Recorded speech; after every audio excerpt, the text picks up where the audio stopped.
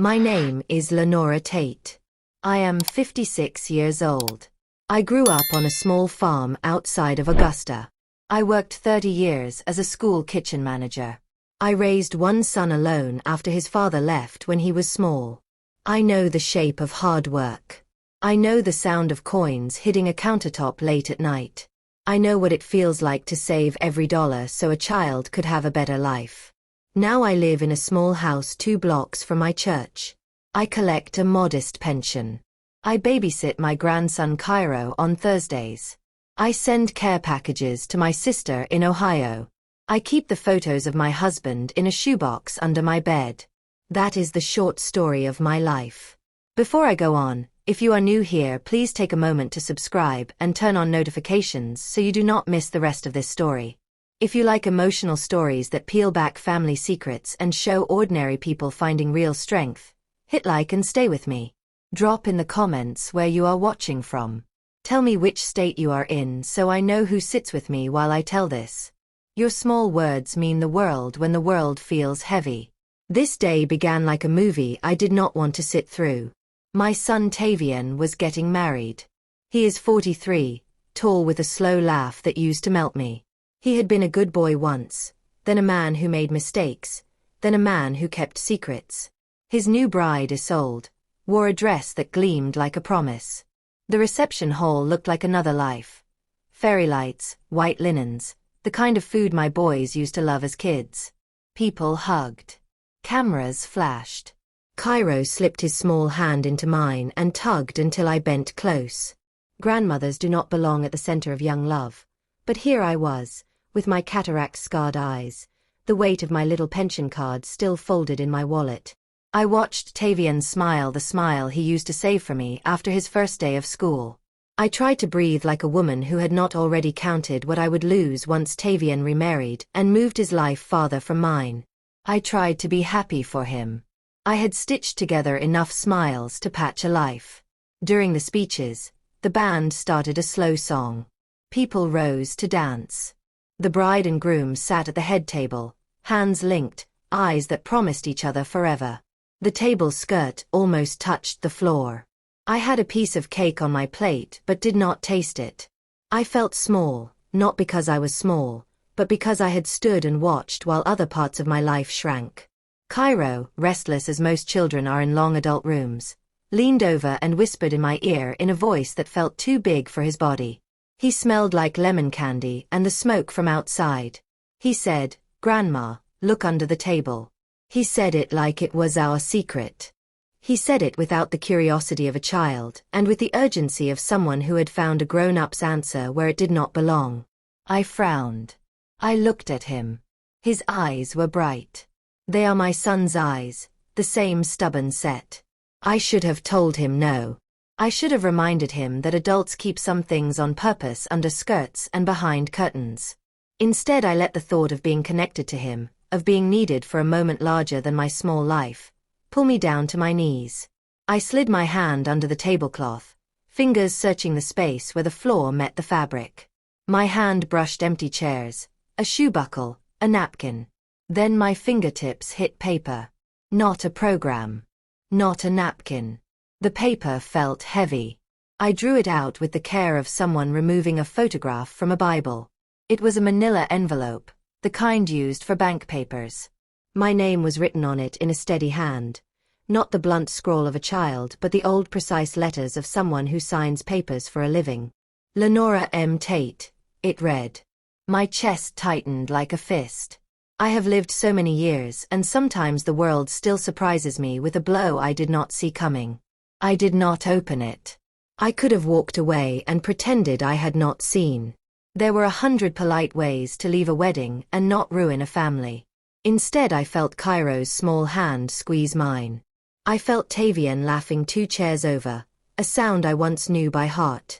I felt the weight of the envelope as if it had swallowed my whole life. My thumb found the flap and broke the thin tape. Inside were papers, folded and crisp. Bank statements. A signed power of attorney. A photocopy of my pension account with a line showing a large withdrawal. Another sheet had a name I did not expect, Isolde M. Carter, with an account number next to it. There was a photograph folded into the corner, the color faded like a memory. It was Tavian and Isolde in a place that was not the church. They were close in the photo, heads bowed, hands together. My fingers trembled as I unfolded another small page and saw, with a clarity that made my mouth go dry, a signature. Tavian Tate. The date was last month. My heart kept counting the time like a metronome. I could not believe what I saw, and yet the paper felt like a map pointing to a truth. Whoever held this envelope had placed it under the head table on purpose. Whoever wrote my name on the flap had meant for me to find it when I knelt for cake, or when my grandson tugged me like a secret. I looked up, ready to call the room to order. I imagined pulling the cloth aside and holding the pages high so everyone could read them like a judge with a gavel. I imagined people whispering, faces draining like paint. I imagined my son's laugh curdling into something smaller and stranger. Before I could rise, Cairo's small voice pierced the swell of music. "Grandma," he breathed, "he is going to say I do." He looked at the groom, at his father, at the man who had once pulled him high on his hip and spun him in the living room. The officiant was turning to the groom, and the crowd leaned forward at the familiar beat of a wedding promise. The bride's eyes were wet with a happy kind of light. She looked like someone who had been waiting. She looked at Tavian like she was about to get everything she wanted.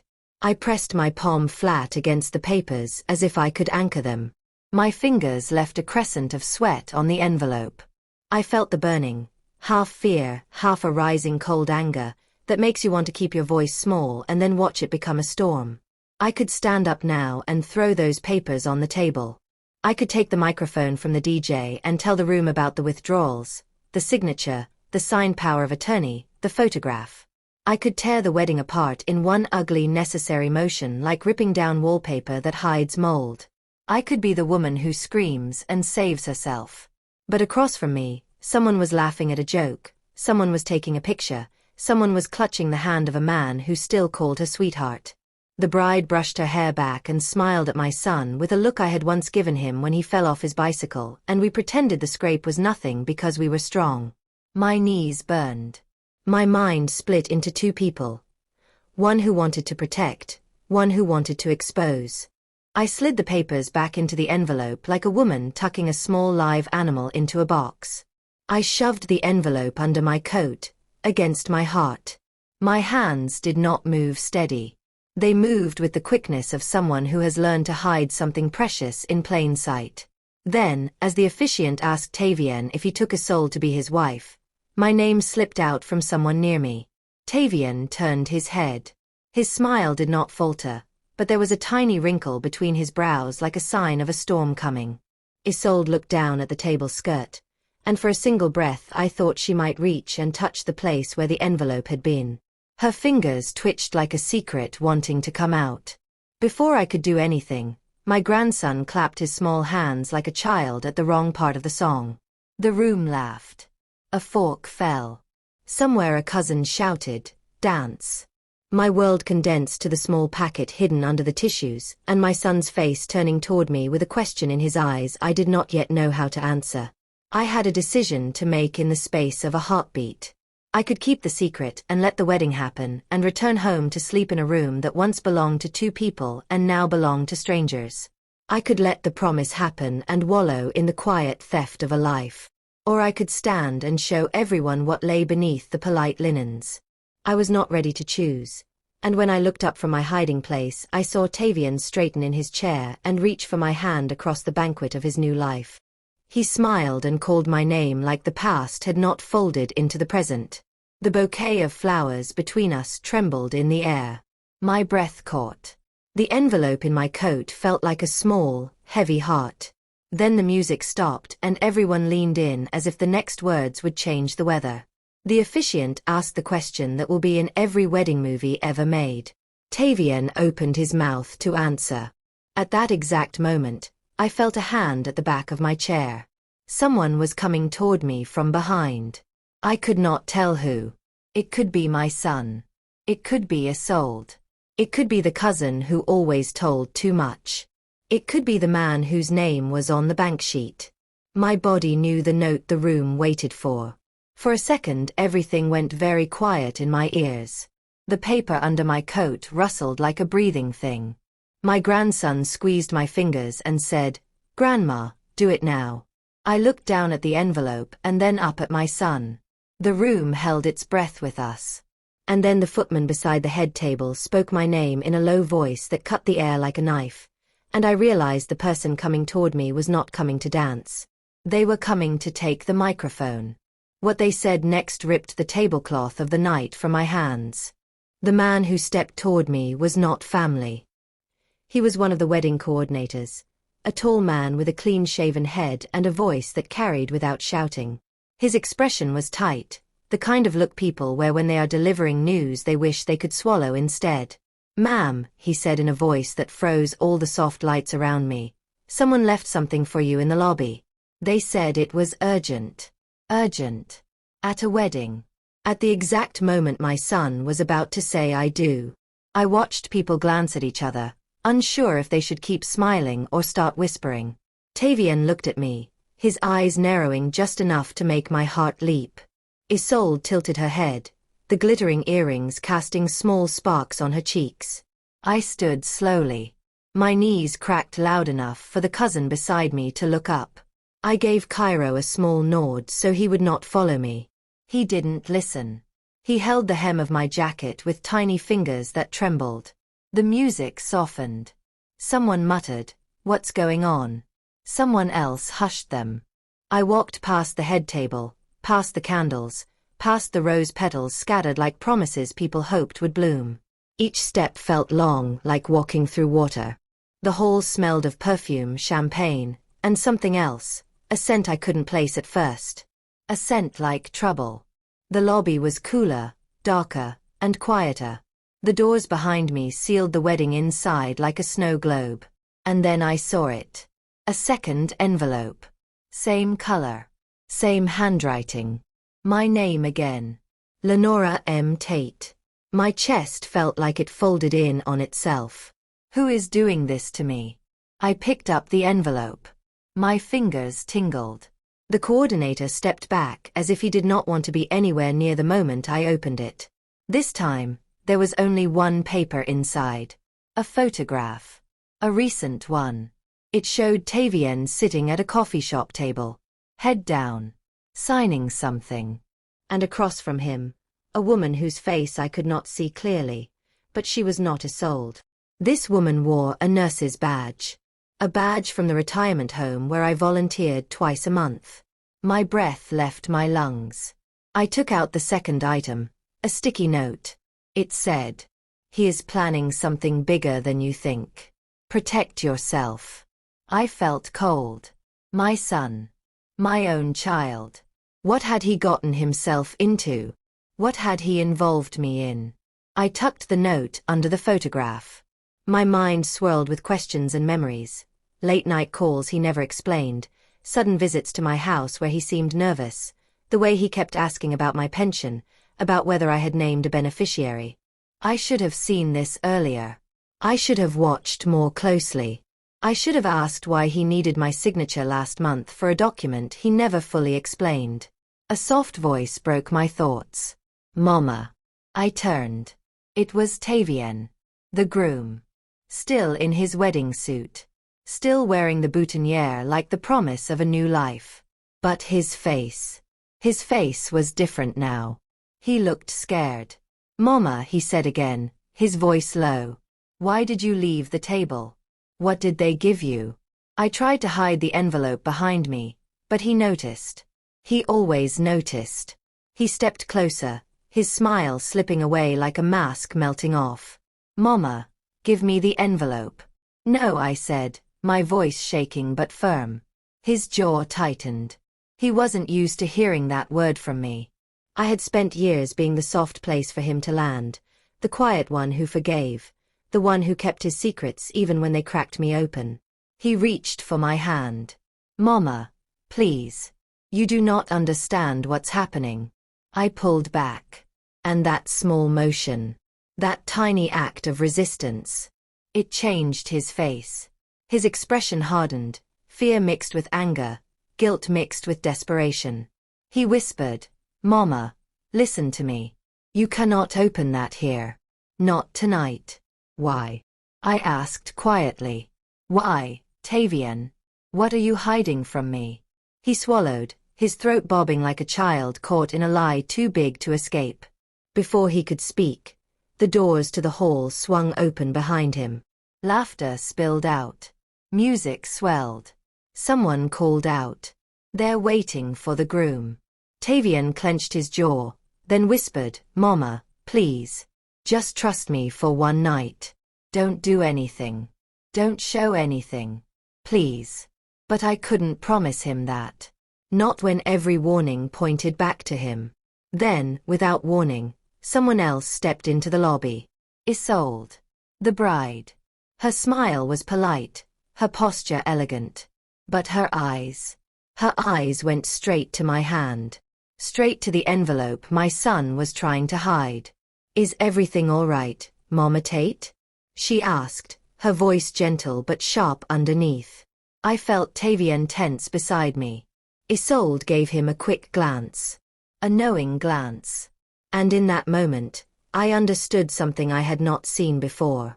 The two of them were not looking at each other like lovers. They were looking at each other like two people sharing a secret.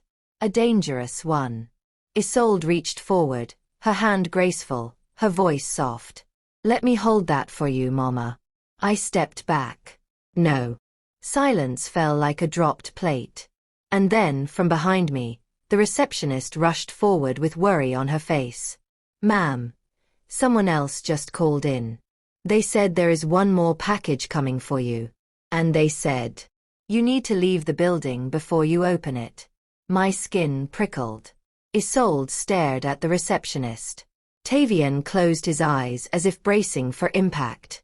And I felt the weight of the envelope like a stone dragging the truth to the surface. Something was happening. Something bigger than a wedding. Bigger than a mother's heartbreak. Bigger than a simple family secret. The receptionist hesitated, then finished her sentence. The caller said, if you stay inside that hole, you won't be safe. I froze. Everyone did. And that was when I realized. This was no longer only about money. Or papers. Or a signature. Someone was warning me about danger. Real danger. For the first time in years, I felt fear settle into my bones like winter cold. And when I turned my head, I saw something on my son's face that made my heart crack. Guilt. Fear. And a truth he had not yet confessed. Before I could speak, someone else stepped through the lobby doors. The person whose arrival would shift everything we thought we knew. The person I believed was gone from my life forever. And when I saw their face, I gasped so loud the receptionist jumped. Because standing there, in the lobby of my son's wedding, was the one person who should not have known where I was. The one person who knew my biggest secret. The lobby lights flickered for a moment, and the air felt thin, like the room itself was holding its breath. My knees softened when I saw the person walking toward me. I gripped the back of a nearby chair just to steady myself. It was Malcolm. Malcolm Dean. The man I had buried in my past 27 years ago. He wasn't family. He wasn't a friend. He was the one mistake I prayed would never show up at my doorstep again. And yet here he was, standing in the lobby of my son's wedding like he had every right to breathe the same air as me. He had aged, but not softly. Deep lines cut across his face. His shoulders were broader than I remembered. His eyes, sharp, dark and familiar, locked on mine with something that felt too close to anger, or warning. Lenora, he said, his voice low, steady, dangerous. My chest opened and closed too fast. I hadn't heard that voice since I was a younger woman, still believing in people who smiled nice but cut deep. Tavian stepped forward, blocking him. What are you doing here? Malcolm didn't even blink. Saving your mother's life. The lobby went silent. Even the music from the hall seemed to dim. Isolde's face went pale. Tavian shook his head quickly, like a man trying to swat away a nightmare that had suddenly climbed out of the dark. Mama, don't listen to him, Tavian whispered urgently. Malcolm smirked. Not a kind smirk, not a smug one, but a look that said he already knew what the next 30 seconds would reveal. He took one slow step toward me. Lenora, did you open the first envelope? My heart thudded so hard I felt my pulse in my fingers. I couldn't answer. Malcolm sighed, then looked directly at Tavian. You didn't tell her, did you? Tavian's hands curled into fists. This doesn't concern you. Malcolm shook his head. Boy, everything concerns me now. You put her in the middle of something you cannot control. I felt cold. I looked at my son. Then back at Malcolm. My voice barely rose above a whisper. Tell me, what is happening? Malcolm looked at me like he was seeing the woman he once knew, but also the woman time had sharpened. That envelope wasn't just a message, Lenora. It was a warning. I felt each word land like a stone. Before Malcolm could explain, Isolde stepped closer, placing herself between him and Tavian. Sir, you need to leave. You're upsetting the bride's mother. I looked at her sharply. Bride's mother? I was not the bride's mother. It slipped out of her mouth too naturally. Malcolm's eyes narrowed at her. You sure you want to claim that title out loud? Isolde's lips trembled before she forced them into a straight line. She reached for Tavian's arm, squeezing it harder than a loving bride should. Tavian, let's go back inside. We can handle this later. But Tavian didn't move. His eyes were locked on Malcolm. And then Malcolm pulled something from his inner coat pocket. A folded photograph. He handed it to me without looking away from Tavian. I opened it with shaking fingers. It was a picture of Isolde. Not in her wedding gown. Not at a rehearsal dinner. But in a hospital hallway. Wearing the same nurse's badge as the woman in the earlier photo. My stomach twisted. I looked at her. She lowered her head, eyes darting to the floor. Malcolm's voice dropped like a stone. She didn't meet your son at a grocery store like she told you. She didn't fall in love with him at a church event. She met him because they were both meeting someone else. For money. Isolde snapped. Stop talking. But her voice broke. Tavian grabbed her wrist. Is that true? Isolde. Look at me. Is that true? She didn't look at him. She didn't utter a word. I felt something inside me shift. The ground beneath my feet no longer felt steady.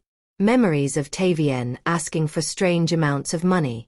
Him pushing me to sign documents I didn't fully understand. His sudden interest in my pension. It all began to line up in a pattern I did not want to see. I looked at Malcolm. Tell me everything. Now. He took a breath.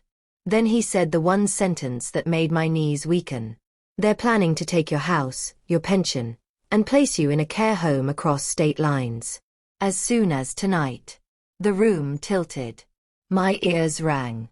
My vision blurred around the edges. Tavian reached for me. Mama, it's not what it sounds like. I pulled my hand away before he could touch me. Isolde spoke quickly, her voice cracking. It was supposed to protect you. We were trying to make sure you were taken care of. Malcolm cut her off. You mean paid. Not cared for. Paid. She winced. Tavian stepped between us, his hands shaking. Mama, please listen. I made mistakes, yes, but I wasn't trying to hurt you. Then what were you trying to do? I asked, tears burning behind my eyes. Why is my name on all these papers? Why is my money involved? Why am I being warned to leave the building? His shoulders crumpled like a man carrying a weight too big for him. Because I owe people money, Mama. My breath caught. A debt. A secret debt. Malcolm lifted his chin toward him. And you thought selling your mother's future would fix it. Tavian rubbed the side of his face, pacing back and forth like a trapped animal. I didn't mean to hurt you, Mama. I was gonna tell you eventually. Isolde said she had a connection who could help. We were just trying to buy time. A tear slipped down my cheek. I thought about all the nights I had worked double shifts. All the mornings I packed Tavian's lunches. All the years I kept his mistakes quiet so he could grow without shame. All the second chances. All the prayers whispered in the dark for him. And now, he had used my love as a weapon. Malcolm suddenly turned toward the glass doors. "They're here," he said sharply. Isolde gasped. Tavian froze. I followed their gaze. 3 men stood outside. Dark suits. No smiles. No hesitation. One pointed directly at the window. At Tavian. At me. Malcolm grabbed my arm firmly but not harshly. "Lenora, if you want to live, we need to leave right now." And before I could breathe, before I could think, before I could even look back at the wedding hall, the lobby door handle rattled. Hard. Someone was coming in. And Malcolm pulled me toward the back exit as the men shoved the door open. Screams erupted behind us. My grandson's voice echoed through the hall. "Grandma." I turned, only to see a hand reaching for me through the doorway. A hand I recognized. A hand I never thought would betray me. The hand that locked around my wrist felt familiar, warm, strong, and trembling. I knew that grip before I even turned my head. It was Tavian, my own son. "Mama, wait," he shouted, pulling me back toward him as Malcolm dragged me the opposite way. For a moment, it felt like my whole life had split into 2 directions. One held by the child I raised, and the other pulled by the man who claimed he was saving me. Both grips hurt. Both demanded trust. Malcolm yanked harder. "Let her go, Tavian. You're making it worse." Tavian held on, voice cracking. "I'm trying to help her." Behind him, the 3 men in suits stormed through the lobby doors, their shoes slamming the tiles, their expressions sharp and cold. They didn't yell. They didn't demand. They simply scanned the room like hunters who already knew where their prey stood. Malcolm shoved me behind him and stepped between us and the men. "Go, Lenora. Go now." But I couldn't move. I couldn't leave my son standing there. "Tavian, come with me," I cried out. But he didn't. His eyes dropped to the floor. "Mama, I can't." The words came out like pieces of him breaking off. One of the suited men spoke, voice icy smooth. "Mr. Tate, time to finish our business." My stomach knotted. Their business. Isolde stepped out from behind a column, her lipstick smudged, her eyes swollen with fear. She grabbed Tavian's arm. "Tavian, please, don't do this. Just give them what they want." He shook her off.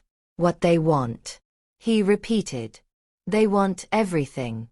Another man stepped closer, unfazed by the shouting. "You signed an agreement. We don't care how you get the money. We just want it by midnight. Midnight. Tonight." I felt the floor tilt again. My pension. My house. My future. Was that the price my son had agreed to? Malcolm pushed me backward toward the side hallway. "Lenora, move." But I was frozen. My son, my only child, was standing in front of dangerous men with his shoulders shaking like a boy lost in a dark forest. Tavian looked at me. Not with anger. Not with pride. With shame. "Mama, I didn't know what else to do," he whispered. "I didn't have the money. I tried everything. They said if I didn't pay them back, someone in the family would get hurt." I staggered back a step, a cold breeze sweeping down my spine. Someone in the family. He had been trying to protect someone. But at what cost? Which someone? I asked, my voice quivering. His eyes filled instantly. "Mama, it was you." He lifted a trembling finger toward the men. "They told me you were the easiest target. The one they could use to pressure me. The one who wouldn't fight back." A tear fell before I could stop it. Was that really who they thought I was? A woman too old, too tired, too used to surviving to defend herself? Malcolm stepped between us again. "This isn't the time to talk about it. Lenora, move." But the men were already closing in. One pulled a folder from his coat and held it out toward Tavian. "Your mother signs the release papers tonight, or you're the one who disappears." The words hit hard. Disappears. This wasn't just about money anymore. My heart pounded like thunder trapped inside my chest. Malcolm grabbed my arm again. "Lenora, run." But before he could pull me, one of the men blocked our exit, standing tall, calm, and deadly. And then, Cairo's small voice echoed from the doorway. "Grandma." My grandson. He had followed us. His tiny arms stretched toward me, his eyes wide with fear and confusion. Tavian whirled around. "Cairo, no. Go back inside." But it was too late. The men noticed him. The smallest one, barely older than Tavian, leaned forward. "That must be the boy." My heart stopped. No, no, no. Everything inside me rose like fire. My legs moved before my mind did. I pushed Malcolm aside, rushed forward, and scooped Cairo into my arms, pressing his head against my shoulder. "Nobody touches my grandson," I hissed. The man in the suit smirked, as if amused. "You're braver than I expected, Ms. Tate." He reached forward. And that was when something inside Tavian finally snapped. He jumped in front of me, arms spread, screaming, "If you want someone, take me. Take me, not them." Silence fell. Heavy. Sharp. Final. The men paused. Looked at him. Then looked at each other. One said, "Fine." And in that single second, the second Tavian stepped forward to protect me. All the anger I felt toward him broke into 1,000 pieces. I saw him not as the man who betrayed me, but as the boy I raised, the boy I prayed for, the boy who had struggled his whole life to stay afloat. He wasn't evil. He was drowning. And somehow, he had pulled me underwater with him. The tallest man reached for Tavian's arm. Tavian didn't resist. "Mama," he whispered without turning around. "I'm sorry. I'm so sorry." My scream caught in my throat. And as the man's hand closed around Tavian, Malcolm suddenly lunged. He rammed into the suited man with all his weight, sending both of them crashing into a table. Glass shattered. People screamed from the hall. Isolde gasped and stumbled backward. Chaos erupted. Malcolm grabbed Tavian's collar and shoved him behind us. "Lenora, get your grandson and run. I'll buy you time." Tavian stared wide-eyed, shocked at Malcolm helping him. "Mama, go." Tavian yelled. But I couldn't move. Not yet. Not until I understood the truth burning in my throat. "Malcolm, why are you doing this? Why are you saving us?" He didn't look at me. He kept his body between us and the danger. "Because, Lenora, I owe you my life." I froze. Owe me his life. I opened my mouth to ask how, why, what he meant. But Malcolm shouted over me. "I never told you what happened the night I disappeared."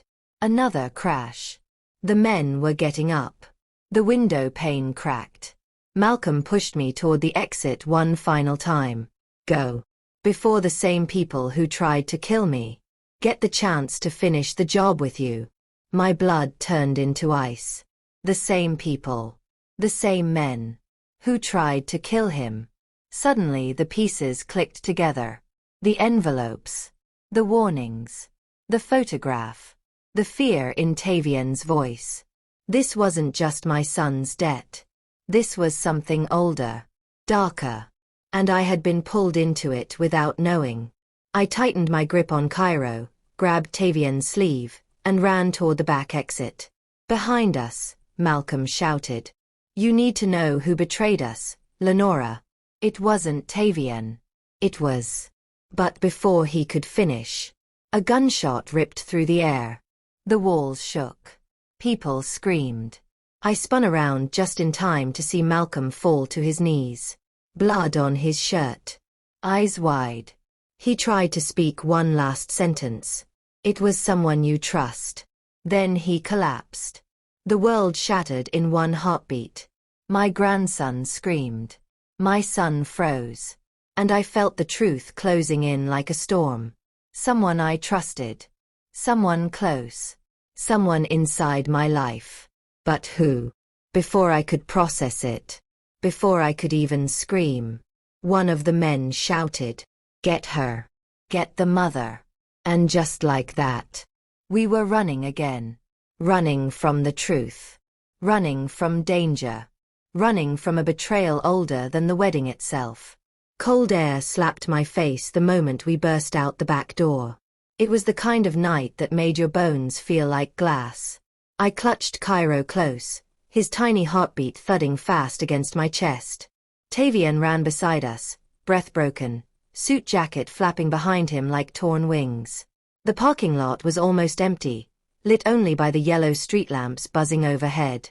The music from the reception hall was now nothing but a faint beat behind concrete walls. But the shouts from the men in suits were getting louder. Closer.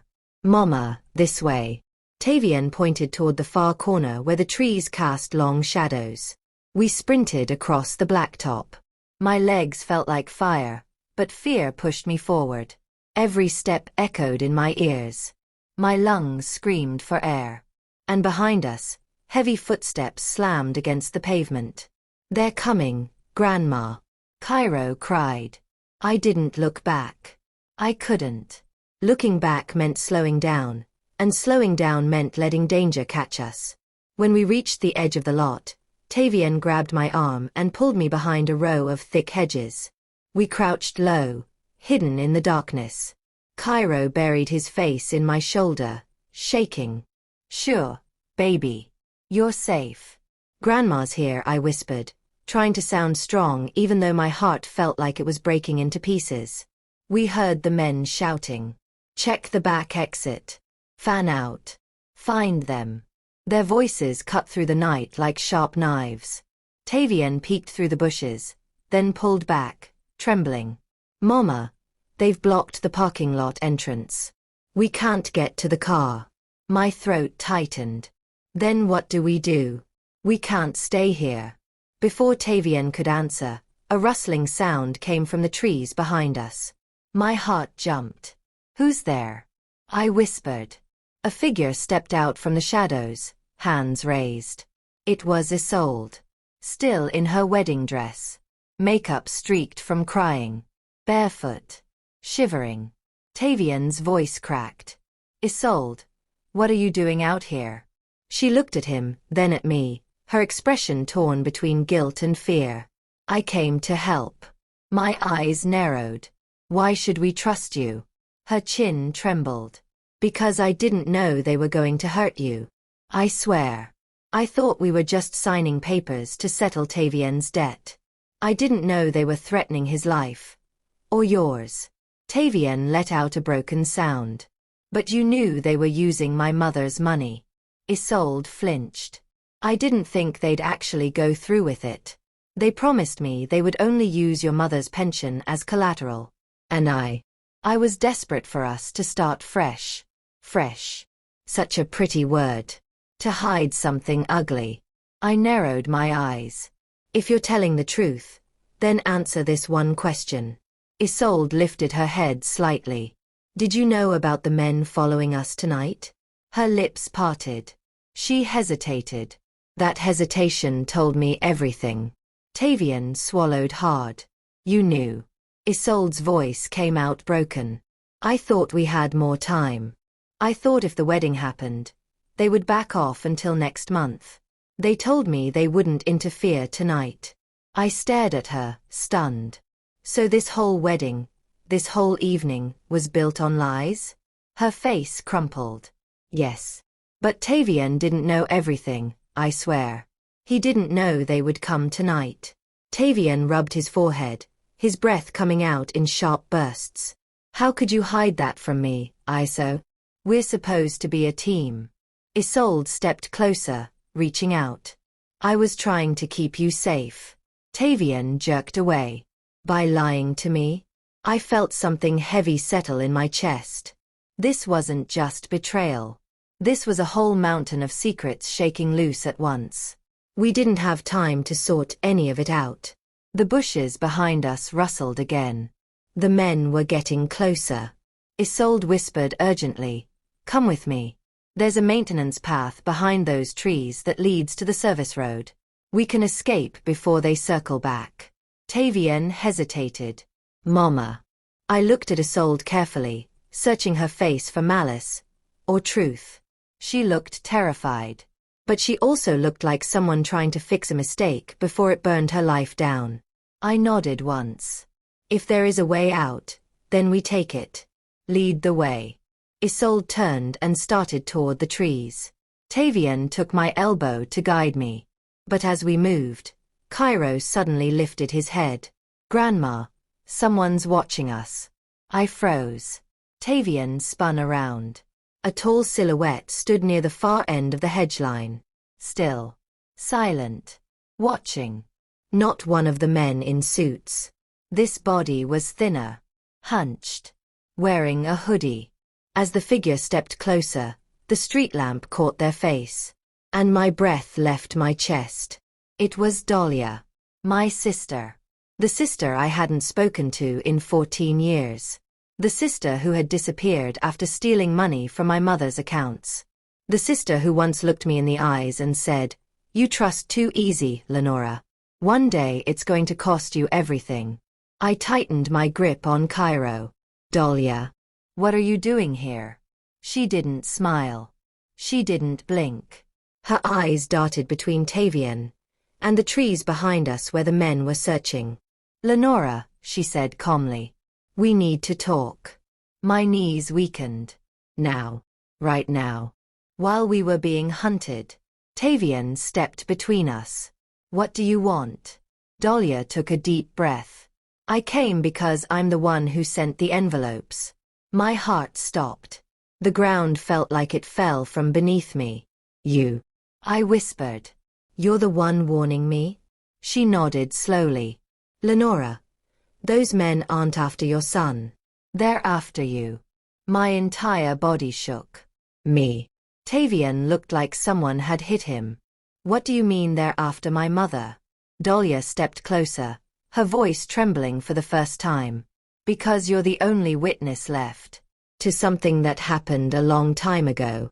Something they thought you forgot." Thunder cracked across the sky. The wind grew colder. And I felt a memory stir in the deepest part of my mind. A memory I had buried. So deep.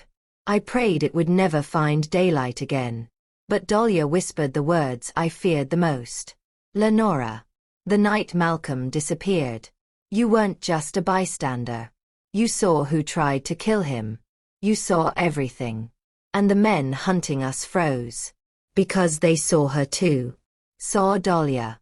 And began running straight toward us. Branches slapped against my arms as we tore through the trees, our feet sinking into soft dirt and fallen leaves. Cairo clung to my neck, burying his face in my shoulder while his small body shook in fear. Tavian ran just behind me, breath ragged, the weight of guilt and danger dragging at his steps. Dahlia moved ahead with surprising speed, dodging low branches, motioning for us to follow. Isolde lagged, stumbling in her long wedding gown. Behind us, the men crashed through the brush like wolves chasing wounded prey. "Don't stop," Dahlia shouted over her shoulder. "We're almost there." "Almost where?" Tavian demanded breathlessly. Dahlia didn't answer. The path she led us onto was narrow, barely visible, swallowed by tall grass and shadows. The forest around us felt alive. Whispers of wind through branches, animals scurrying, the thump of our footsteps and the harsher thuds of those hunting us. My legs burned. My chest tightened. But I kept running. Every breath tasted like fear. At last, we burst through a thicket onto an old service road, cracked pavement, overgrown weeds, and a rusted utility pole leaning like an old drunk. "Here," Dahlia said, pointing. "We can talk for 1 minute before they reach this point." 1 minute. Lenora.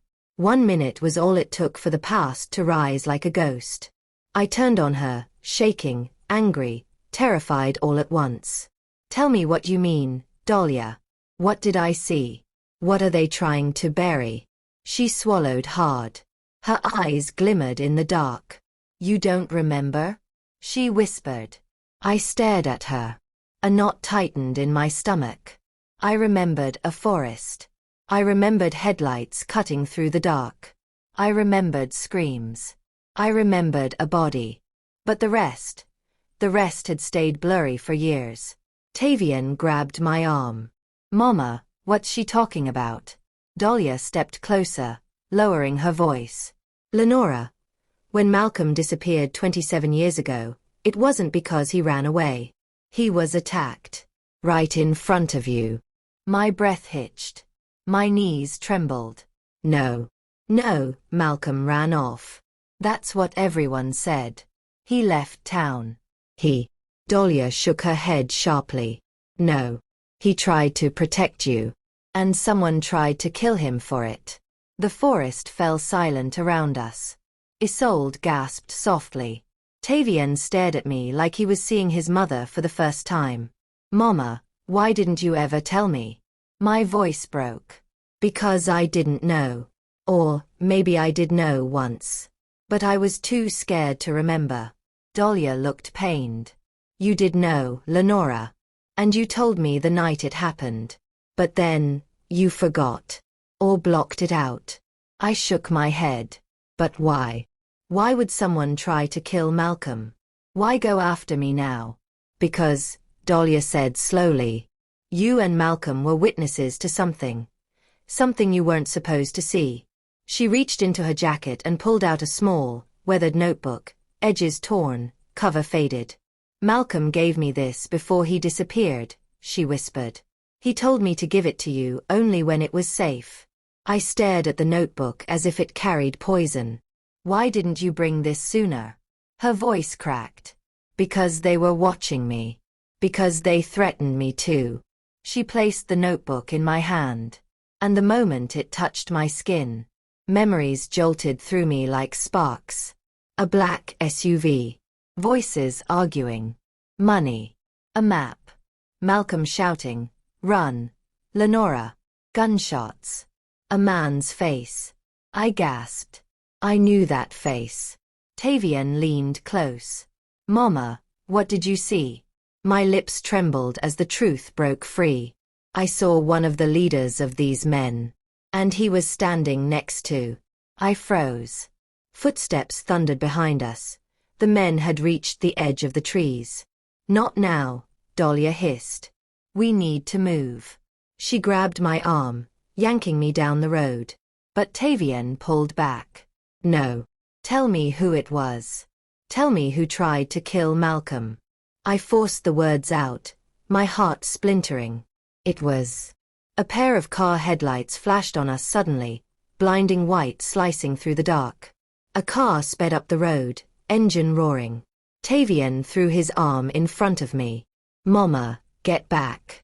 Isolde screamed. Cairo buried his face deeper into my shoulder. And before the car could hit us, it skidded sideways, screeching, spinning into a slide until it stopped just a few feet away. The passenger door flew open. A woman stepped out. Not scared. Not confused. Determined. Her voice rang out across the road. Lenora. Get in the car. I blinked, squinting at her face. It took a moment for my eyes to adjust. For the shape to become familiar. When it did, my knees nearly buckled. It was Marlene. My best friend of 30 years. The woman I trusted with everything. The woman who knew every detail of my life. The woman I believed was on my side. Seeing her should have felt like safety. But it didn't. Because her expression wasn't fear. It wasn't panic. It was urgency. And control.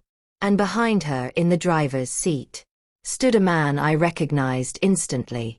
The man who had shoved Malcolm into the SUV all those years ago. The same man whose face had burst through my memory moments earlier. The man I thought I'd imagined.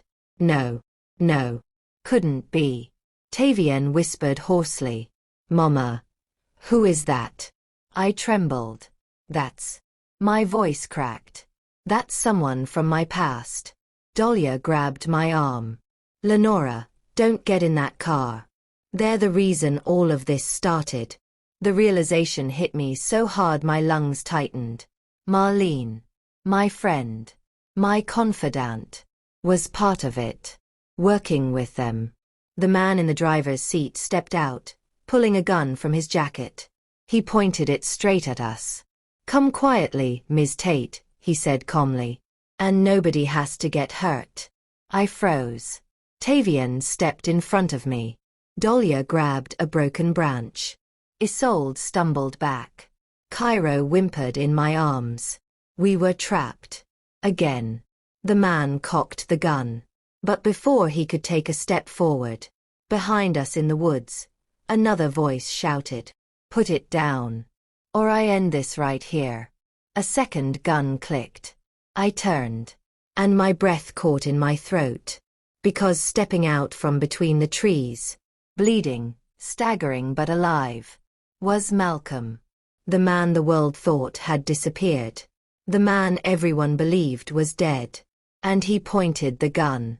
Not at the men. But at Marlene. The woman I once trusted. More than anyone. The chapter ends with both sides aiming guns. And me standing between them. The past on one side. The danger on the other. And the truth ready to explode. The night held its breath. Malcolm stood at the edge of the tree line, blood staining his shirt, shoulders trembling, gun pointed straight at Marlene. His eyes were full of rage. And betrayal so deep it broke the dark in half. Marlene didn't move. Didn't blink. Didn't even raise her hands. Her voice came out steady, almost gentle. "Malcolm, put the gun down. You're hurt." Malcolm laughed. A sharp, bitter sound. "You worried about my health now? After everything you did?" The man beside Marlene kept his gun trained on us. He didn't flinch. He didn't panic. He simply waited for the perfect moment to shoot. Tavian stood protectively in front of me. Cairo held on tight. Isolde whimpered behind a tree. Dahlia tightened her grip on her broken branch, though we all knew it wouldn't save us. I swallowed hard, staring at the woman I once trusted with my whole heart. "Marlene, what did you do?" Her lips tightened. "I tried to protect you, Lenora." Malcolm's voice erupted. "Don't you dare lie again." Thunder rumbled far off. The wind pushed through the trees like a warning. Dahlia stepped forward. "Tell her the truth, Marlene. Tell her what you all did that night." Marlene's eyes flicked to Dahlia, sharp, almost hateful. Then she looked back at me. "The truth," she said quietly. "You really want it, Lenora?"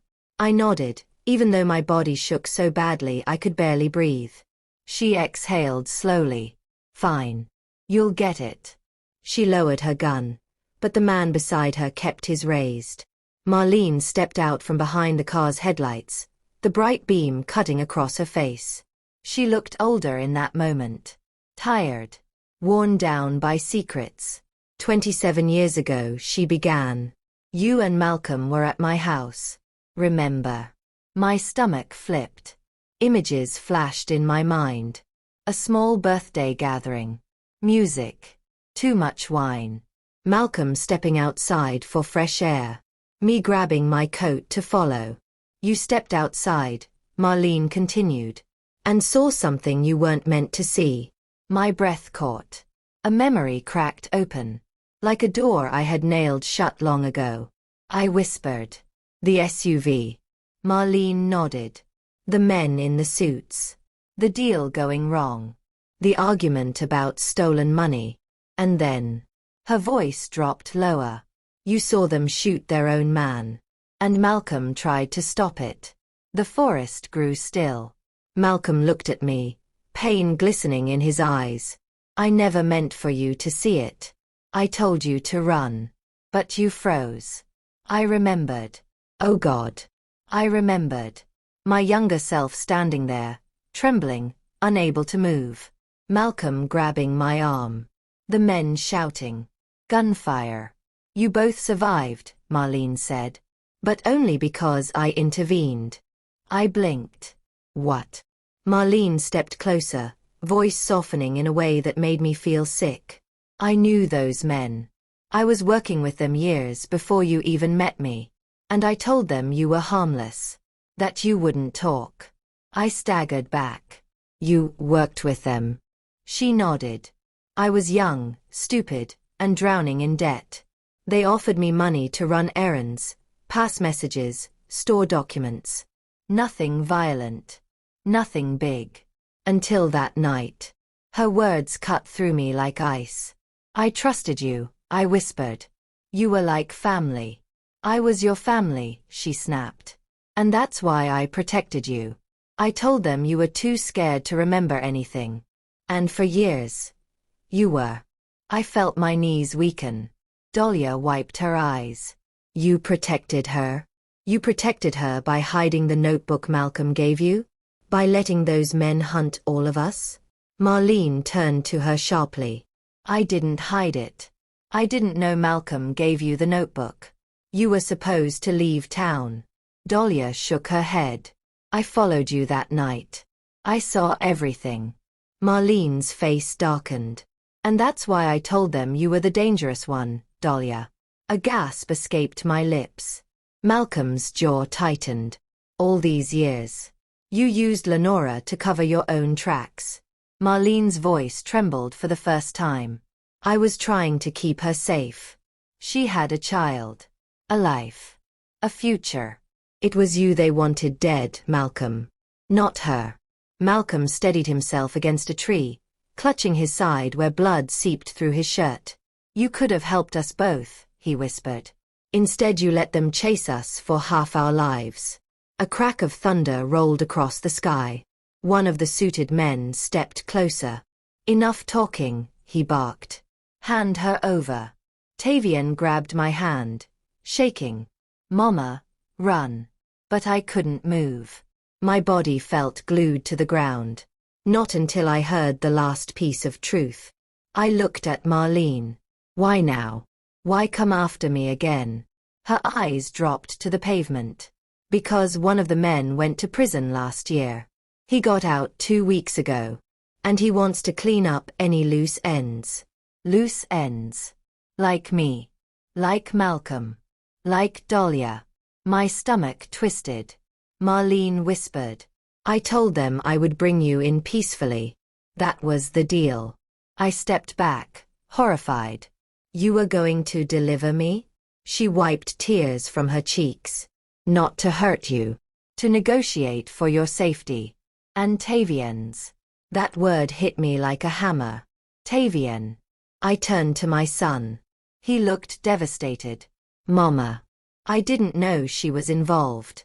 I swear I didn't. I would never put you in danger like this on purpose. The suited man raised his gun. Enough. Give her to us. Now. Dahlia stepped in front of me. Over my dead body. The man smirked. That can be arranged. He lifted his gun higher. Malcolm raised his. And everything happened at once. Lightning flashed. Cairo screamed. Isolde dropped to her knees. Tavian lunged forward. Dahlia swung her broken branch. Marlene shouted wait. And then. A gunshot tore through the night. It echoed through the trees. Through my bones.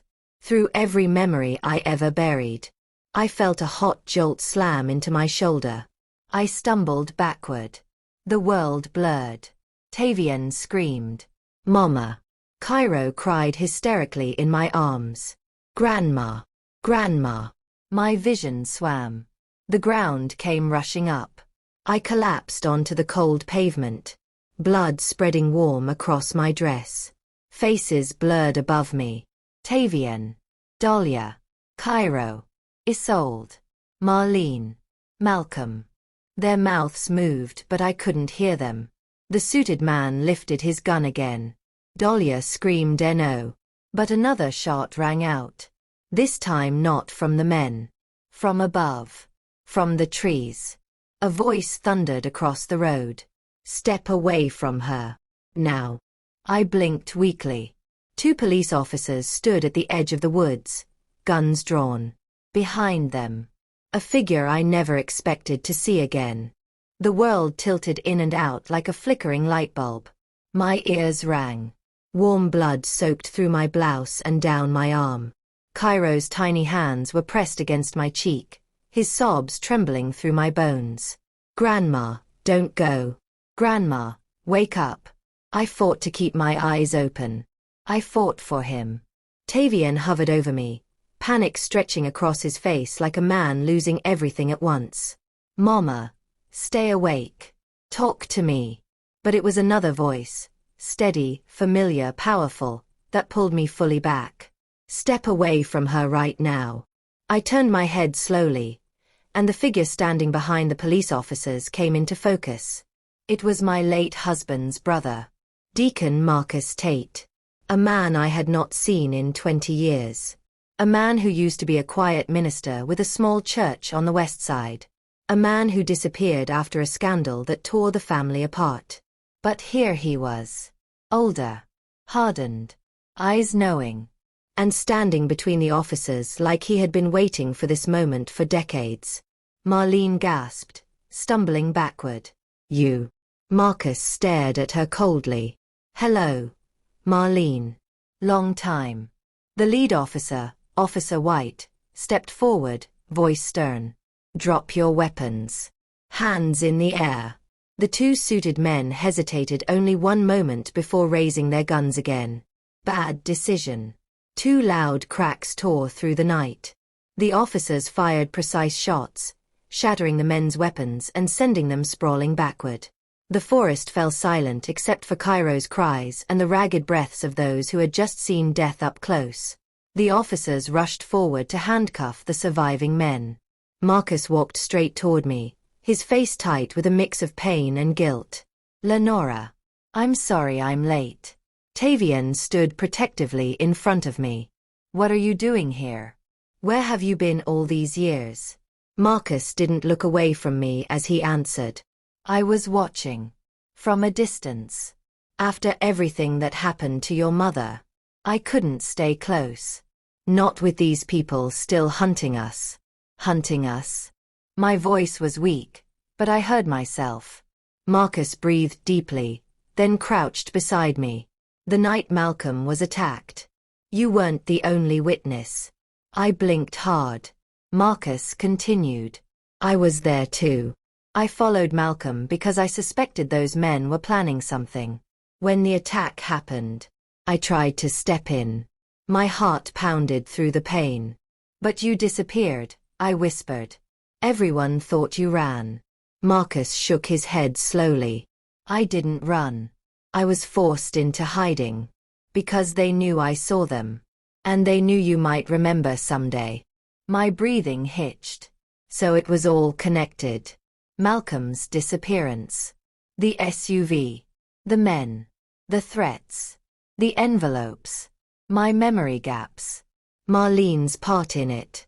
Dahlia's warnings. Tavian's debt falling into the wrong hands. All of it spiraled from that one night.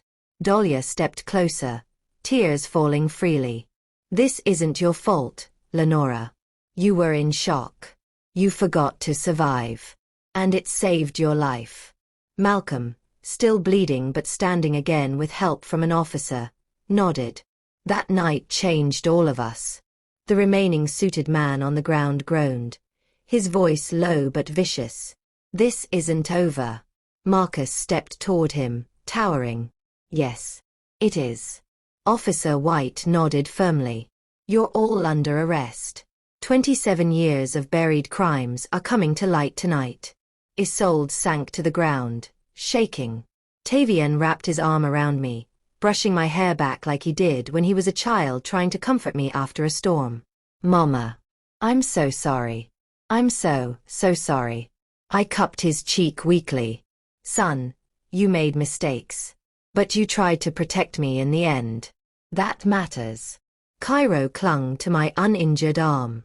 "Grandma, are you okay?" I kissed his forehead. "I will be." The officers radioed for an ambulance. Marlene was handcuffed quietly. No yelling. No excuses. Just a long, heavy sigh as if the weight of her secrets finally pulled her to her knees. I whispered her name. Marlene. Why? She met my eyes one last time. Because you had the life I wanted. And they promised me security if I helped them. I didn't know how to get out once it began. My heart hurt. Not with anger, but with the grief of losing a friend twice in one lifetime. As they pulled her away, she whispered to me, "I'm glad you survived. I always hoped you would." The officers put her in the car. Malcolm leaned on a tree, exhausted. Dahlia breathed hard but relieved. Isolde sat crying quietly. Tavian held on to me like he was scared I would vanish. Marcus knelt beside me, placing a warm hand over mine. "It's over, Lenora. You're safe now. We all are." I closed my eyes as the ambulance lights approached. For the first time in years, the fear inside me loosened. I was alive. My grandson was safe. My son was given another chance. The truth had finally risen. And the people who tried to bury it were being buried by it instead. The cost was heavy. The scars would stay. But I felt something I hadn't felt in a long time. Strength. Real, quiet, steady strength. The kind you earn. And as they lifted me into the ambulance, I whispered the last words of my story for the viewers who had sat through every fear, every secret, every twist. If you are hearing this, please like this video, drop a comment, and subscribe for more powerful stories. Tell me where you're watching from. Your presence gives life to stories like this. And remember, the quiet ones, the older ones, the forgotten ones. We are stronger than people think.